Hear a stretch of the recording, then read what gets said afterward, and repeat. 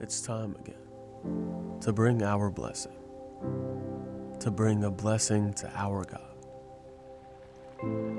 What mercy He has shown, causing us to be born again, born into a living hope, because our Christ is raised, born into a family, born into a future.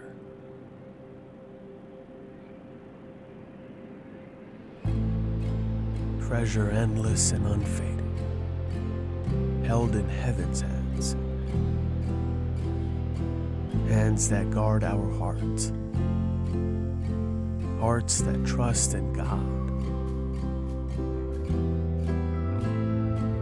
convinced that He will save us, confident He will show Himself.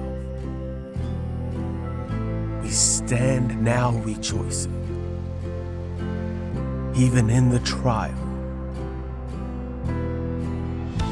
Our fire-tested faith grows hot, bringing glory to our God. We have never seen Him, and still we love Him. We don't see Him now, and still we rejoice. Joy without words, joy full of glory. We are being saved, have been saved, will be saved. We bring a blessing now to the Father of our Savior, our one and living hope.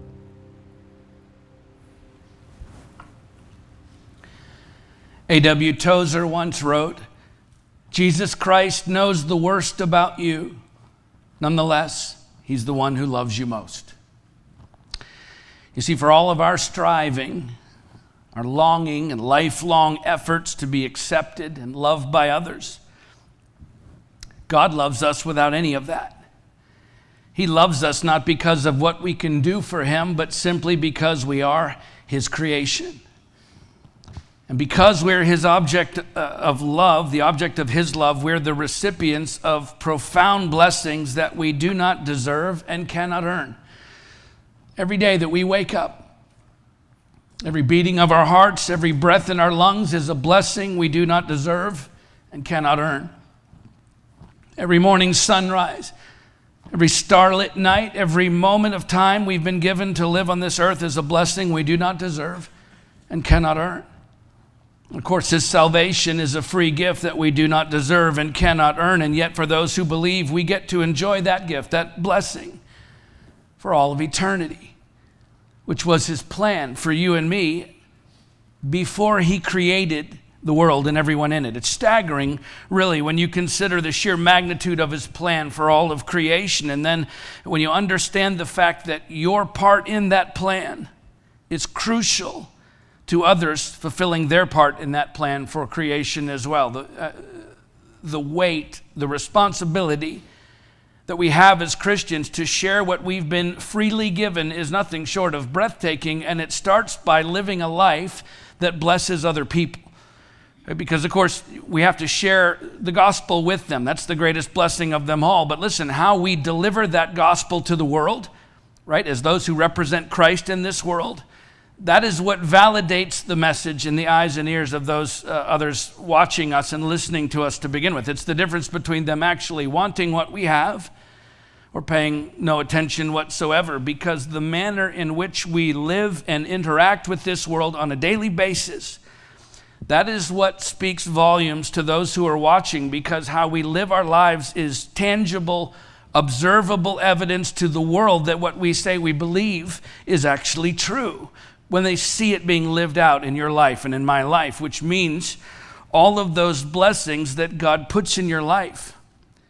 You understand, those aren't just meant for you to enjoy, right? The time that He gives you, the life He's blessed you with, your ability to express love and bestow blessings, all of that is meant for you to share with other people. Why?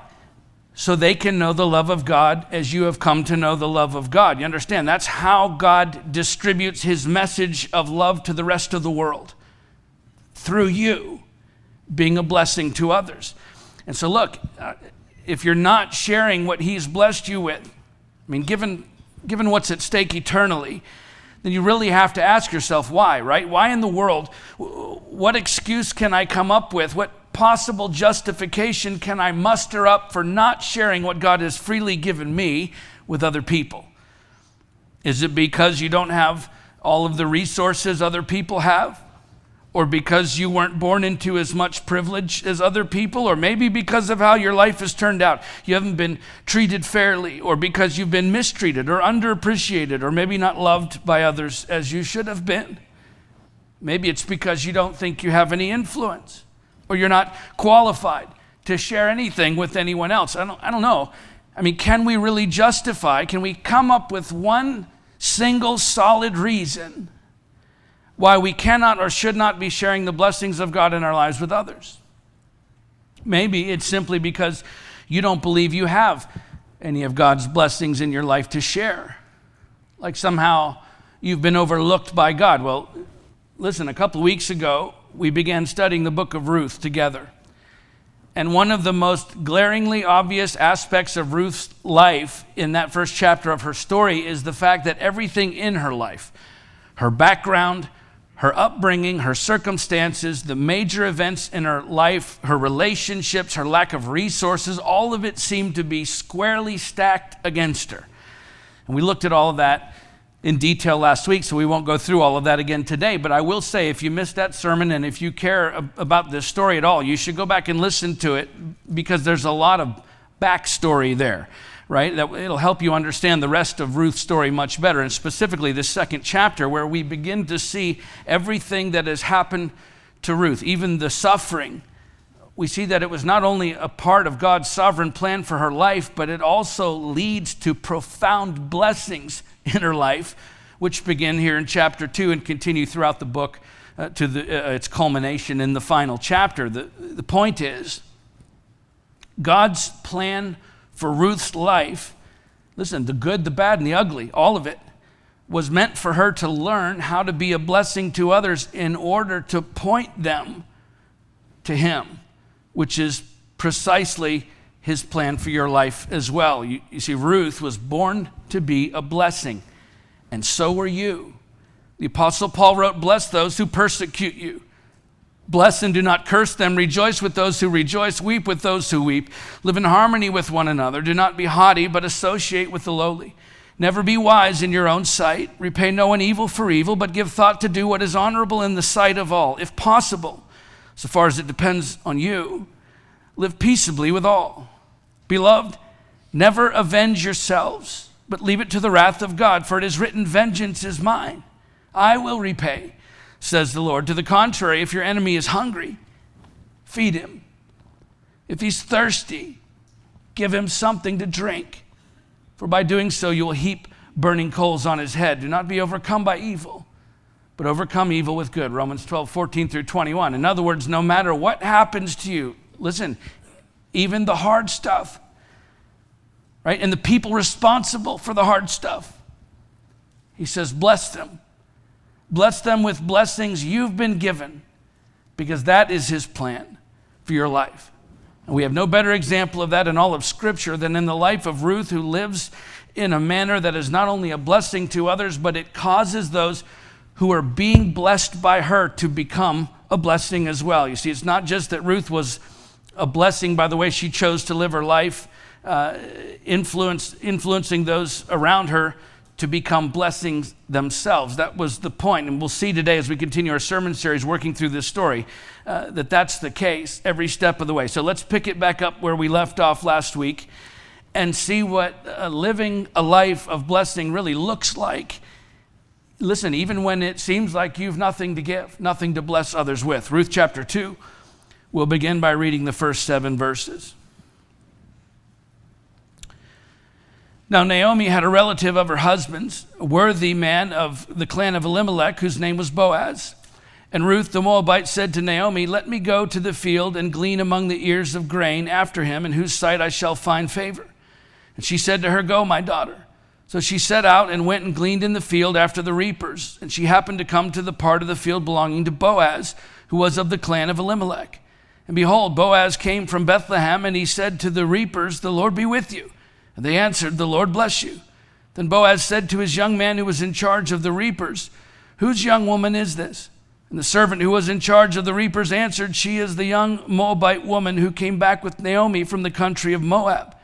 And she said, please let me glean and gather among the sheaves after the reapers. So she came, and she has continued from early morning until now, except for a short rest. Okay, the beginning of this chapter is a glimpse into the life of the poorest people in ancient Palestine. And since widows, foreigners, and orphans typically had no way to make a living for themselves in that society, the Mosaic Law provided a means by which they could at least feed themselves.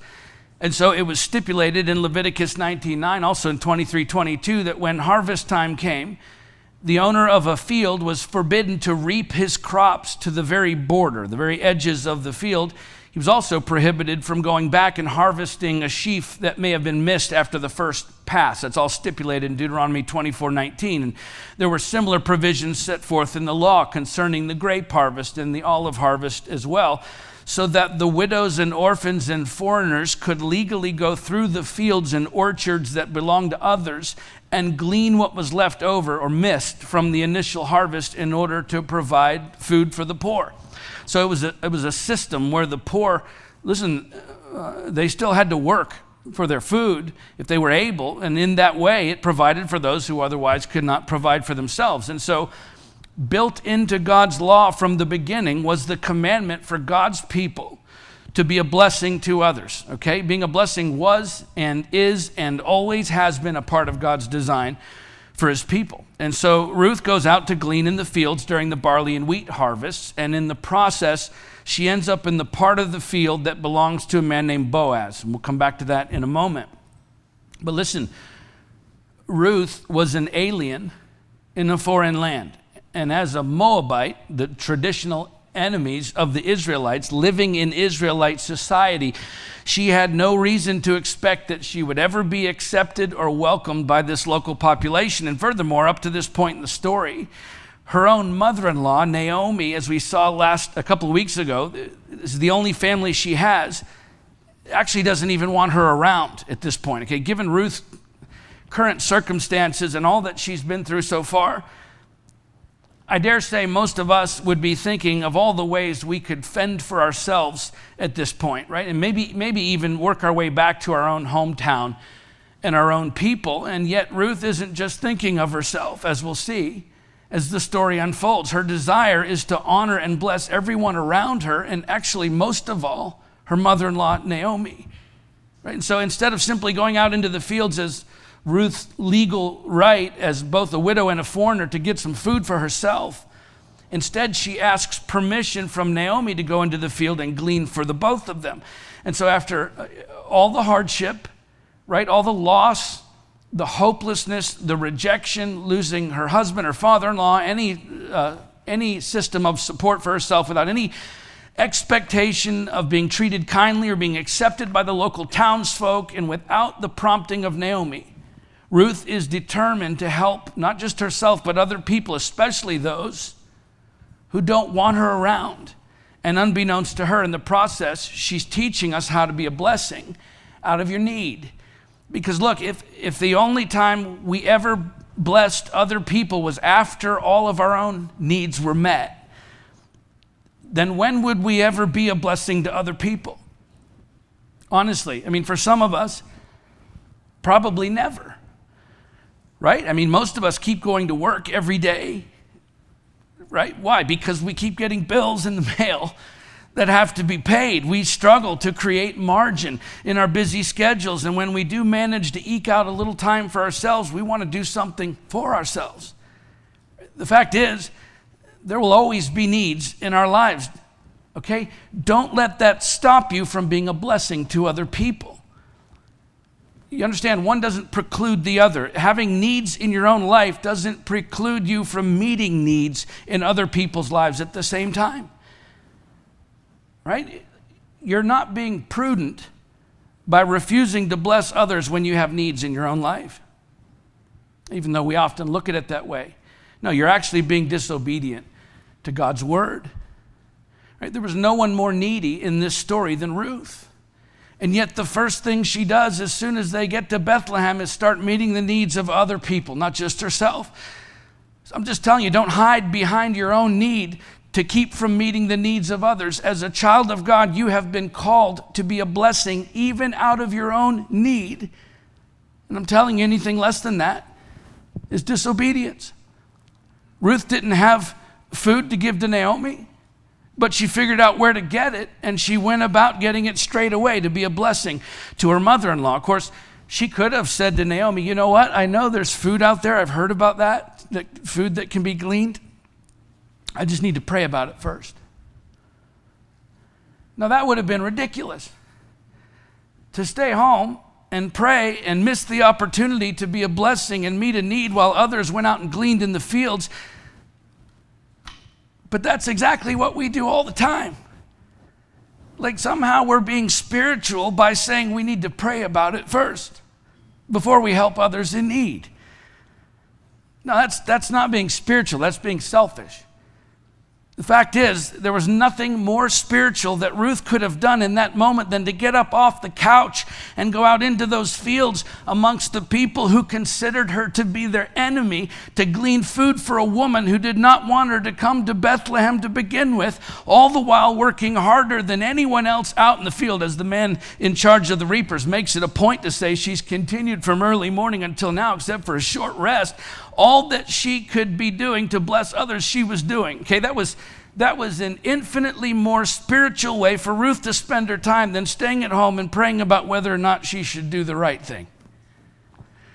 Listen, if every time you have an opportunity to bless someone else, you don't because you have needs in your own life, or you feel like you have to think about and meditate on God's word and pray about it first, well, I'm sorry, but you're not being prudent or spiritual. You're being disobedient and selfish. By the way, God doesn't reward or make special concessions for our disobedience or selfishness. If his word commands us to do something, you can pray about it all you want to, but your prayers aren't going to change what his word says. And neither will your need.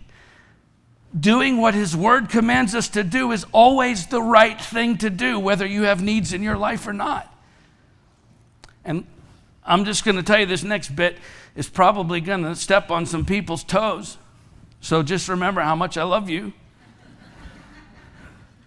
Because in addition to claiming the needs of prudence and spirituality as excuses that we use for sometimes withholding blessings from others, there's a third excuse that I think we wield with great confidence in the American church as to why we don't always bless others as we should, and that's our families. The needs of our biological families at home. Now look, I agree 100% that we're supposed to take care of our own families, right? If you have a wife or a husband, maybe young kids or even aging parents, without a doubt, we are supposed to take care of our own families. No question. But I'll tell you that in the modern church, especially in the evangelical church movement in America, we have come dangerously close to making an idol out of our families. We put our kids' feelings, their activities, their desires above every other need, including the needs of the body of Christ. We put vacation time away with our family above almost everything else. Like family time is the most important time for most Christians today. We treat our family at home as sacred and our family at church as secondary. In fact, if I've heard it once, growing up in church, I've heard it 100 times. Your family is your first ministry. Except that's not what the Bible says. Luke 14:26, Jesus said that anyone who does not love him more than his own father and mother and wife and children and brothers and sisters, yes, and even his own life, he cannot be my disciple. In Matthew 12, 48 and 49, when Jesus was teaching the crowds of people and his mother and his brothers showed up outside, his biological family shows up asking to speak to him, he replied to the man who told him, "Who's my mother? And who are my brothers?" And stretching out his hand toward his disciples, the church, he said, "Here are my mother and my brothers."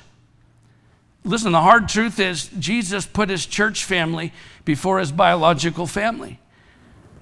There's a recent Barna study that says most Americans are likely to point to their biological family as making up a significant part of their personal identity, with country second and God third. And Christians are no exception, where the biological family has usurped God and his family as the primary identity marker, according to this study, for most churchgoers. Even the most committed Christians in evangelical American churches listed their priorities in order of God, my family, biological family, God's family, the church, third, and then others. But if you ask Jesus to make the same list, according to Scripture, it would be God and his family, the church, my family, others. Pastor, New Testament professor at Talbot School of Theology, Joseph Hellerman, said it this way. He said, "Our priorities are off when family is more important than church." Jesus' focus was on the family of God, not the biological family. He went on to say, the family of God is not here to serve the interests of our family. Rather, our families are here to serve the family of God. But I just think if we're being honest, we often hide behind the needs of our families at home as an excuse as to why we cannot be a blessing to the family of God like we're all called to be. And again, this is where Ruth stands out in such stark contrast with most people, because even when her own sister, Orpah, you'll remember from chapter 1, runs back to her family at home where she came from, Ruth ran to the family of God. Even though her own people were enemies of the Israelites, she made the family of God her number one priority. And as a result, her life became a profound blessing to those who needed it most, when they needed it most, even though she was in tremendous need herself. She refused to allow that need to keep her from being a blessing to other people. Martin Luther once said, "God doesn't need your good works, but your neighbor does." Let's keep reading, verses 8 through 16. Then Boaz said to Ruth, "Now listen, my daughter, do not go to glean in another field or leave this one, but keep close to my young women. Let your eyes be on the field that they are reaping. Go after them. Have I not charged the young men not to touch you? When you're thirsty, go to the vessels and drink what the young men have drawn." Then she fell on her face, bowing to the ground, and said to him, "Why have I found favor in your eyes, that you should take notice of me, since I'm a foreigner?" But Boaz answered her, "All that you have done for your mother-in-law since the death of your husband has been fully told to me, and how you left your father and mother and your native land and came to a people that you did not know before. The Lord repay you for what you've done, and a full reward be given you by the Lord, the God of Israel, under whose wings you have come to take refuge." Then she said, "I have found favor in your eyes, my Lord, for you have comforted me and spoken kindly to your servant, though I am not one of your servants." And at mealtime, Boaz said to her, "Come here and eat some bread and dip your morsel in the wine." So she sat beside the reapers, and he passed to her roasted grain, and she ate until she was satisfied, and she had some left over. When she rose to glean, Boaz instructed his young men, saying, "Let her glean even among the sheaves, and do not reproach her. And also pull out some from the bundles for her, and leave it for her to glean, and do not rebuke her." Boaz was a wealthy, powerful, influential man in Israelite society. When verse 1 says he was a worthy man of the clan of Elimelech, that phrase, a worthy man, in the ancient Hebrew is translated many places as a mighty man of wealth, also as a mighty man of valor, which was typically used to describe great military men. So in addition to being quite wealthy, Boaz may have been a warrior. Remember, this story takes place in the time of the judges. Those were troubled times indeed for the Hebrew people, who were often called upon to fight when needed. And yet, if you read the verse in the Septuagint, the ancient Greek translation of the Old Testament, it says that Boaz's name means "in the strength of Yahweh." That suggests also a great degree of moral character and integrity in Boaz as well. So this is a wealthy, powerful landowner with great integrity and great influence in the community, and probably a fighting man as well. He certainly had earned the respect of the people, which makes it all the more compelling that as he shows up to his field, he not only takes notice of this Moabite woman, but great interest in her as well, to the point that he pours out blessings on her far beyond what any poor widow gleaning in a field, let alone a foreigner from the Moabites of all people, would ever expect from a man as wealthy and powerful and respected among his people as Boaz. And although Ruth may have been physically beautiful, we don't know. Listen, what attracts Boaz to her is that he recognizes the same godly character in her, which becomes abundantly clear after she asks him, why have I found favor in your eyes that you should take notice of me, right, since I'm a foreigner. But Boaz says, all that you have done for your mother-in-law since the death of your husband has been fully told to me. How you left your father and mother and your native land and came to a people that you did not know before.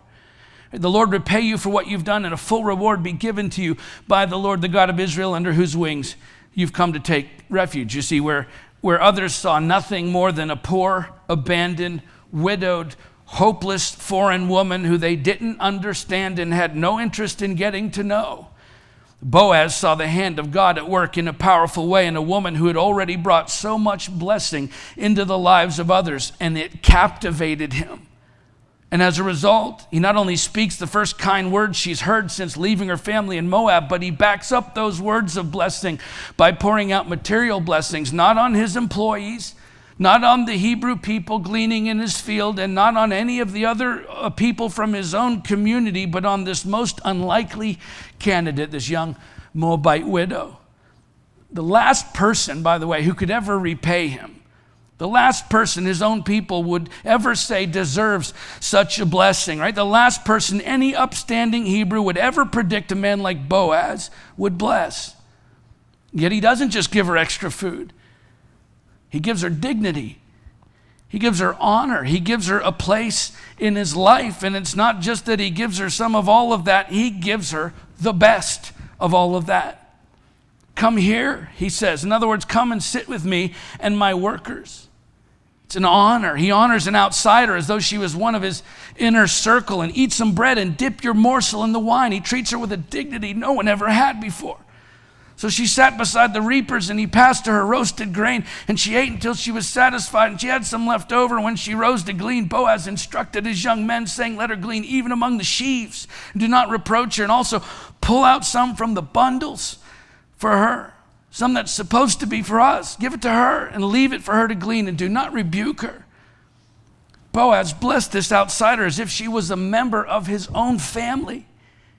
He did what no one would have expected him to, and in the process, he teaches us how to be a blessing outside of your circle.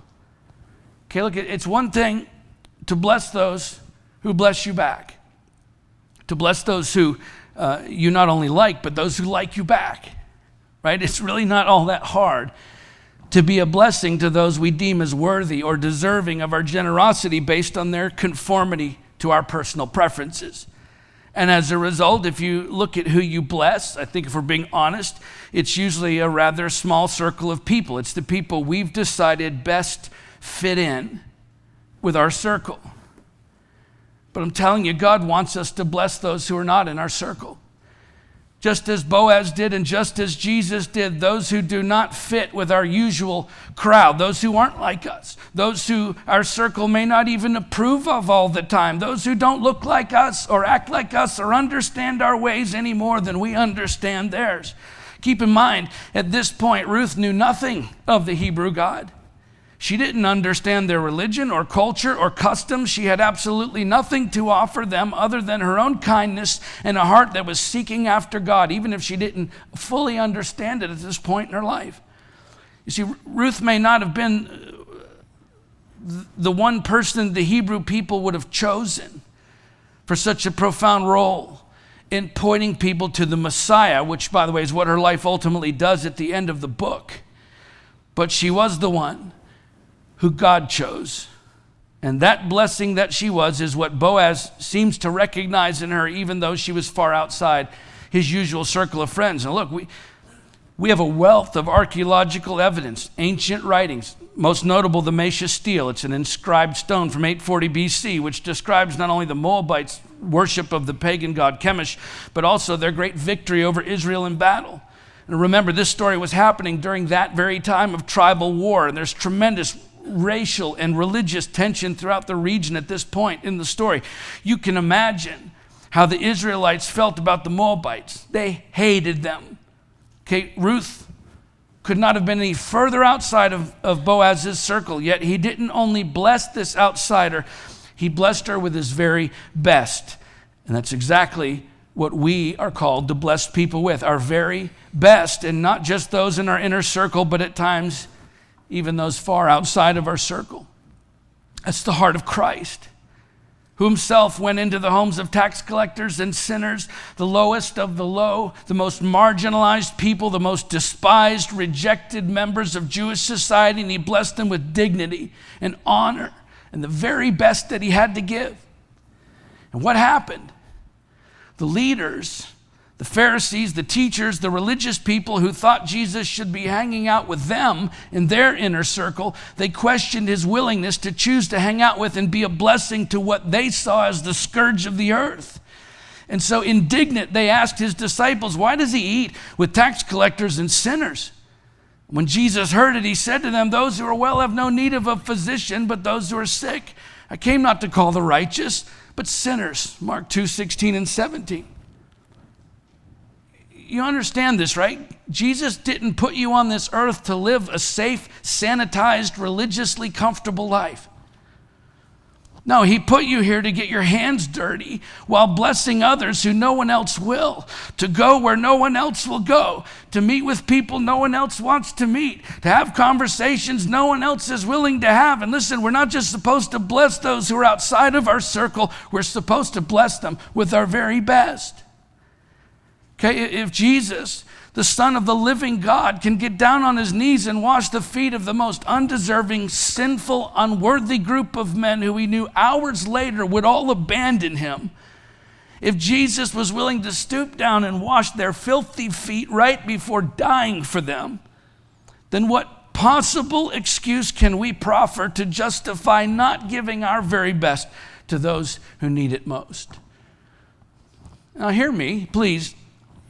I'm not talking about giving your money to able-bodied people who refuse to work.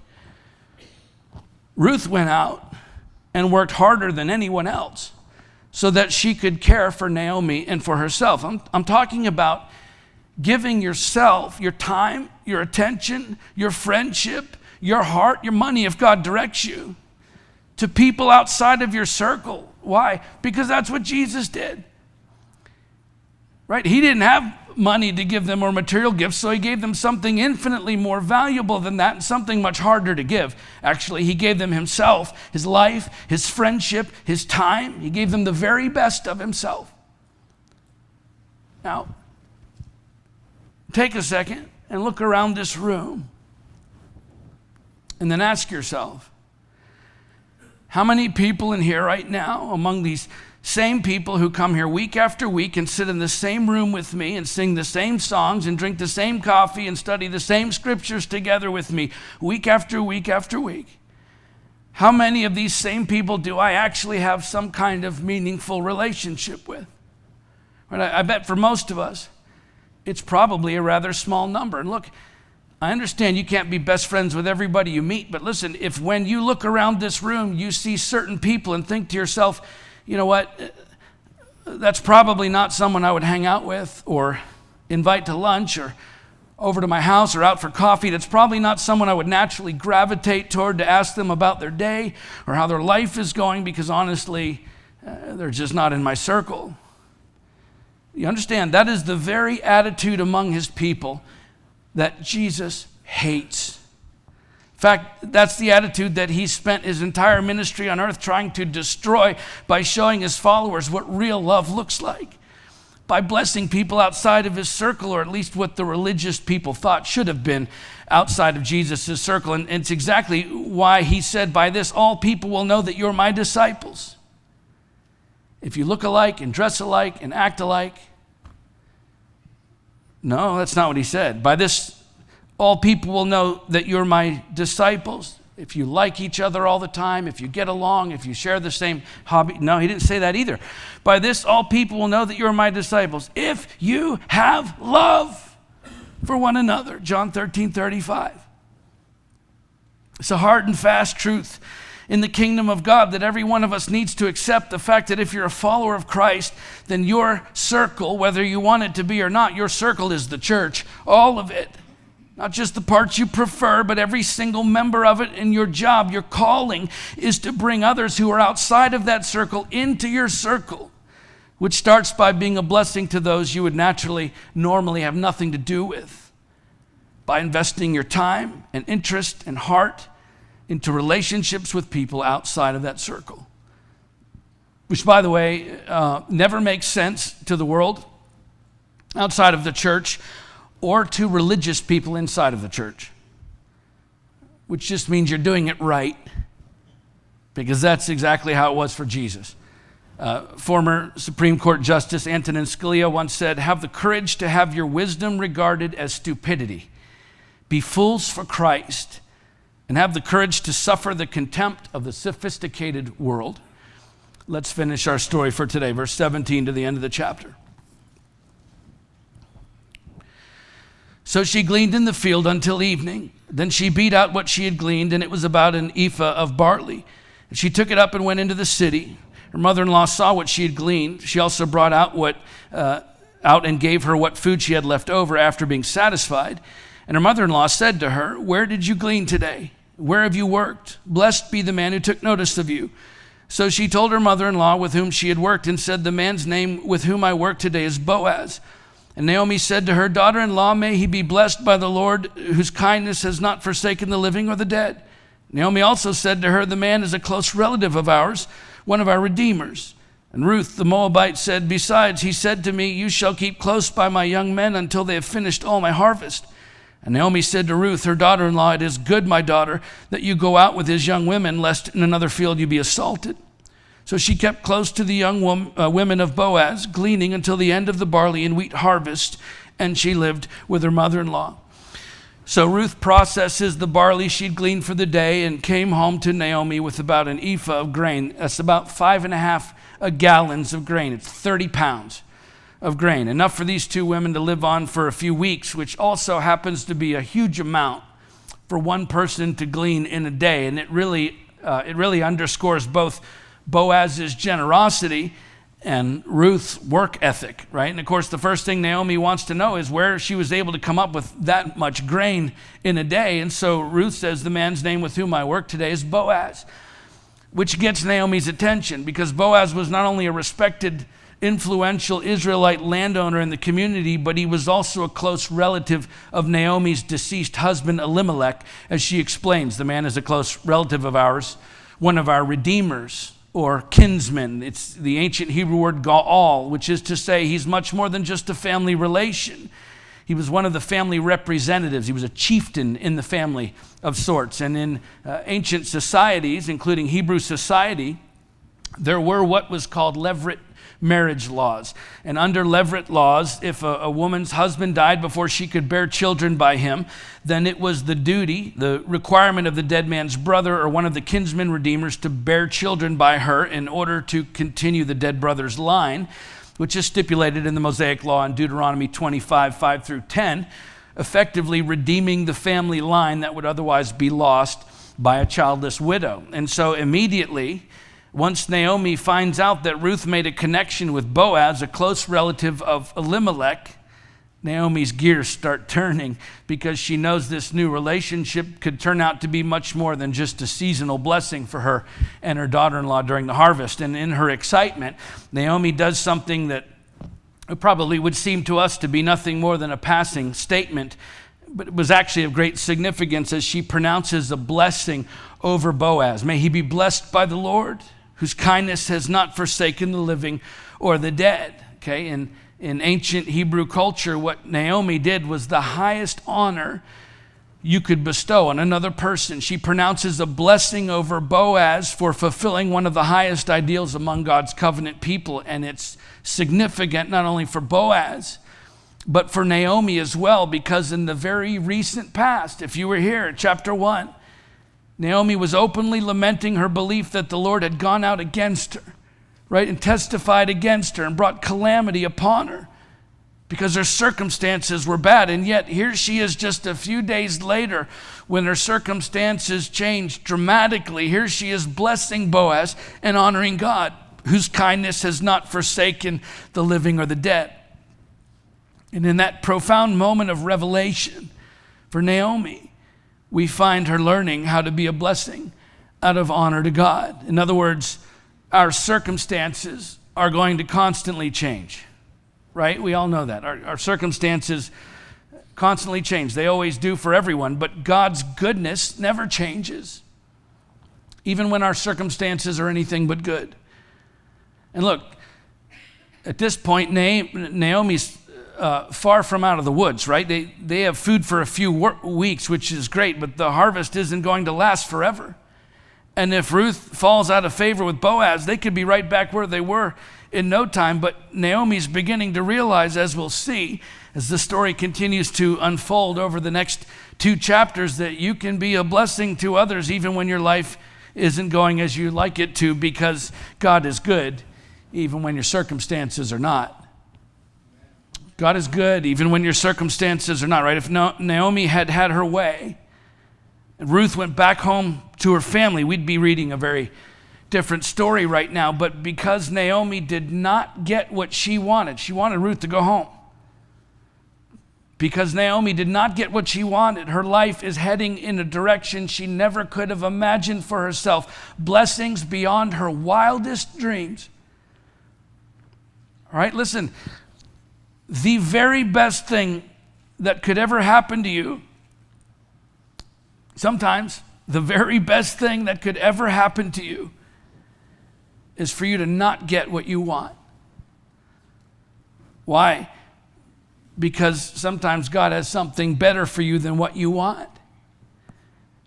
And so the right response to Him, even when you're not getting what you want, is to honor Him by being a blessing to others, even when you don't feel blessed yourself. That's why we bless others to begin with. It's not because of how our lives are going at any point in time.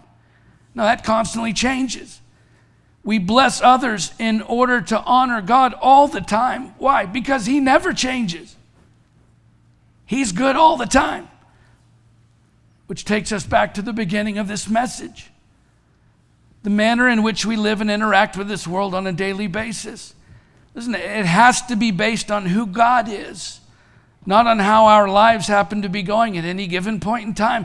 Because first of all, that's when you begin to recognize just how blessed you are, even when life isn't going how you want it to. Even in times of great personal need, when you focus on the goodness of who God is and the fact that He created a plan for this world before He created the world itself, and a profound part of that plan happens to be you.